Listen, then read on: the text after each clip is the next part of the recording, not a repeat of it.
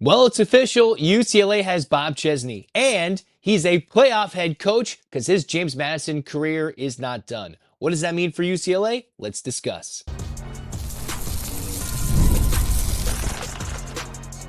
You are Locked On UCLA, your daily podcast on the UCLA Bruins. Part of the Locked On Podcast Network, your team every day. Welcome, everybody, to this edition of the Locked On UCLA podcast. I'm your host, Zach Anderson-Yoxsimer. Thanks for making this show your first listen each and every day. It's free, whether it's your podcast, and it's available on YouTube. Like, comment, subscribe, download. Thanks for your support. Welcome back, everydayers. The Bruins have their head coach. It's officially announced. No Penn State gonna steal. Nothing. Bob Chesney's come to UCLA. Just not yet. What do I mean? Well, James Madison made it to the playoff. One of the more unlikely playoff fields we've ever seen. Two G5 teams. Bob Chesney, who was the Sun Belt Championship winning head coach on a Friday. UCLA head coach announced on a Saturday. Wow, James Madison announced their next coach in Billy Napier around the same time. And then Sunday morning, Sunday afternoon, whenever you're watching this, UCLA now is a playoff head coach. And obviously, if you're watching that game on Friday night when James Madison took on Troy, you identified a couple of guys, Wayne Knight, Sahir West, as a couple of game-changing prospects the Bruins should target in the transfer portal. Now, we get to see a lot more of James Madison, get to see a lot more of Bob Chesney, and it's going to be a lot more heavily talked about over the next couple of weeks. James Madison versus Oregon. The real question is, besides the matchups, besides the players, Bob Chesney took a G5 team to the playoff in 2 years, all right? Now, while Cignetti was with a JMU team that was building from FCS to FBS, not even Cignetti did that. Chesney, with his own way, his own motto, little bit left over from Cignetti, but not too much from what he took to Indiana. Chesney did something Cignetti didn't, which is bring JMU to the playoff. And here's the funny thing. Maybe he flies with the team to Eugene, and then he just flies solo down to Westwood, and the Bruins bring him into the fold. Good and the bad. One, the marketing opportunities for this is great. You're going to say we have a championship, conference championship winning head coach, a playoff coach, and that's going to get a lot more eyeballs than, wait a minute. If Chesney even just gets this Dukes team competitive against the Oregon Ducks in Eugene, that'll be huge. Obviously, he's got a press conference scheduled for a Tuesday morning in LA. Now, that game between Oregon won't happen for a couple of weekends, so he has some time to fly across the country. But that's a lot for a coach who has to build the UCLA roster, has to game plan against Oregon, and just move his entire life around with his wife and 3 kids. All right? But here's the beauty of it. You want to be in the dance, and that's what UCLA wants to be in, the conversation, the relevancy. Just be even sniffing that in the next couple of years. So here's a fun thing. Can UCLA get to the playoff in 2 years? Well, with Chesney working on James Madison's playoff run right now, that might actually take UCLA a step back. It might get a lot of attention to Chesney, might help him in the portal when it opens January 1st, but that's a lot of focus he's going to be putting on this Dukes game while moving his entire family west, moving everything and trying to make sure that his players are elevated, they're maximized to their potential in this game.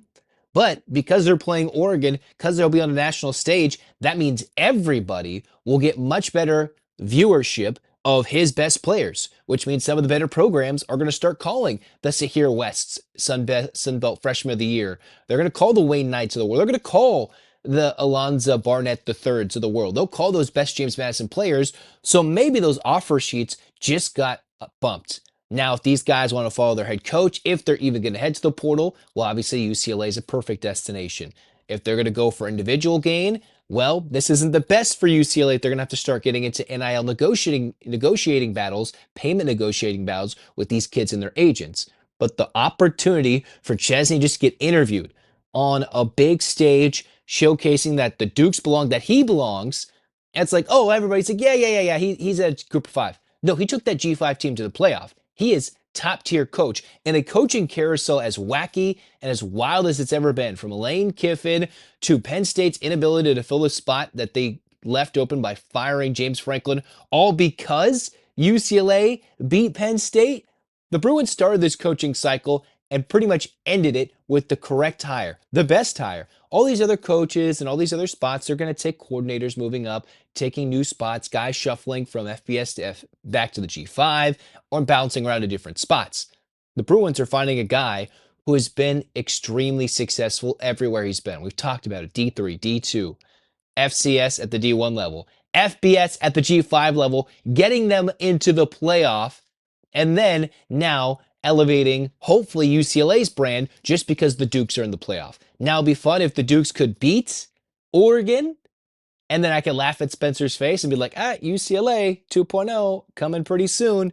Then that'll help make a Nico decision. That'll help make all these other guys' decisions a lot easier as we start to see guys filtering the portal. More JMU commits or JMU recruited guys are going to make their way to UCLA as we've started to see at the end of the early signing day period.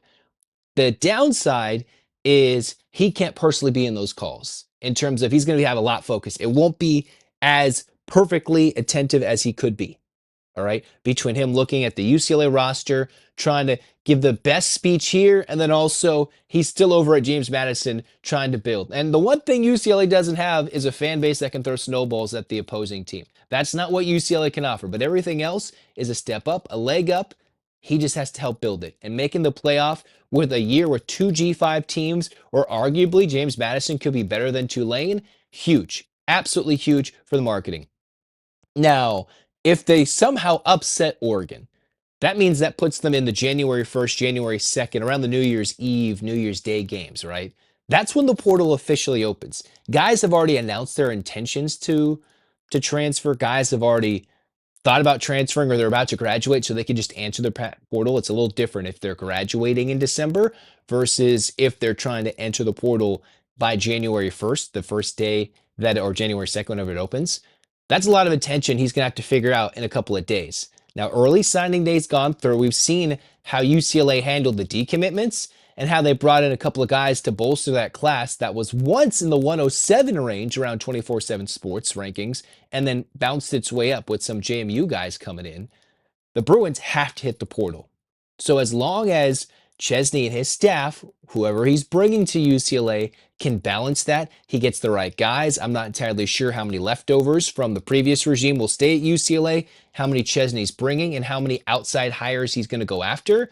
But it's a lot to balance for this guy between UCLA and James Madison. I don't envy the schedule he's going to be on for the next 2.5 weeks, and then celebrating the holidays, and then celebrating the New Year's. But this is probably going to be the most exciting time of his life. Taking that next step in his career to also helping, whatever he does should help bolster UCLA's credentials to be a top-tier transfer spot.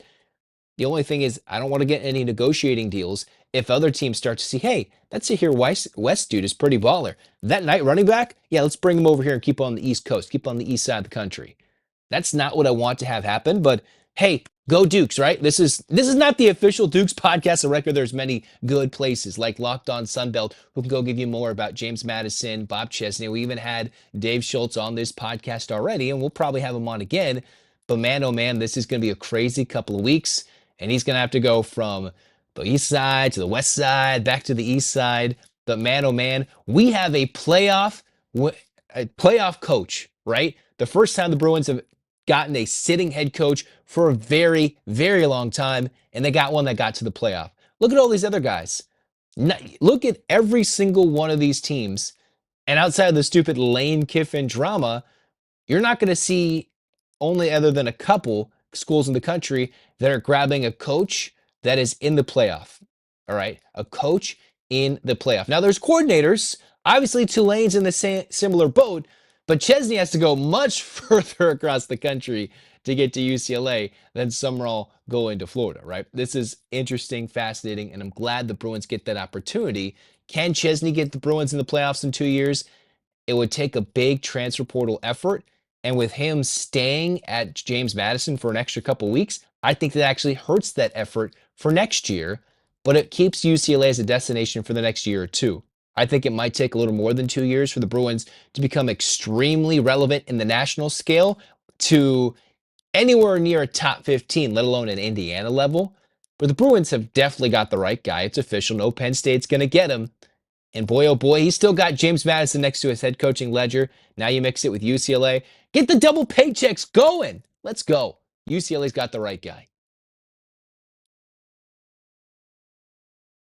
The World Cup is coming back to North America for the first time since 1994 and 48 teams for the first time ever. It's going to be massive. But let's be honest, getting tickets is usually the hardest part. That's why the Game Time app is clutch. Finally gives fans the real advantage when it comes to snagging seats.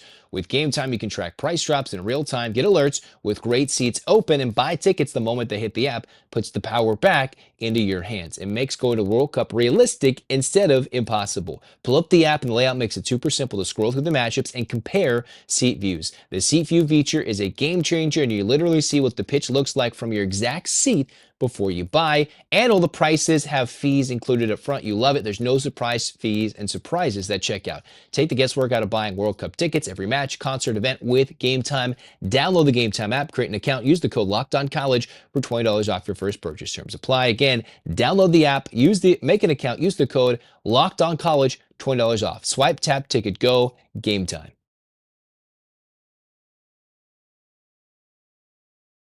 Boy, oh boy, am I excited. Look at that. Get those 4 letters up in there. UCLA, hands up, Bruins fans. 8 clap time, baby. And 1, 2, 3, 4, 5, 6, 7, 8. UCLA. UCLA, fight, fight, fight. This has been Locked On UCLA. Zach signing off. Go Bruins. And maybe go Dukes. Let's go.